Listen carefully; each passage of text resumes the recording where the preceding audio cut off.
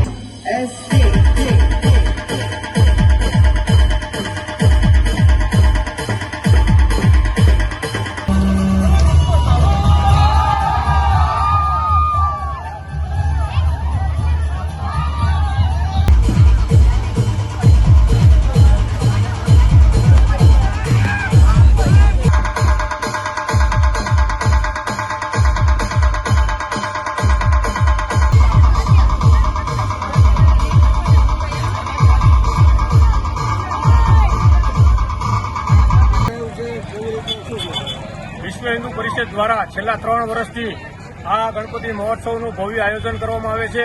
જે અંતર્ગત અલગ અલગ કાર્યક્રમો કરવામાં આવે છે, જેવા કે બ્લડ ડોનેશન કેમ્પ હોય, રાસ ગરબાનો કાર્યક્રમ હોય, કે ભવ્ય રાસ ગરબાનો કાર્યક્રમ હોય અને અલગ અલગ ધાર્મિક સામાજિક કાર્યક્રમો કરી અને આ ગણપતિ મહોત્સવની અંદર ઉજવણી કરવામાં આવે છે।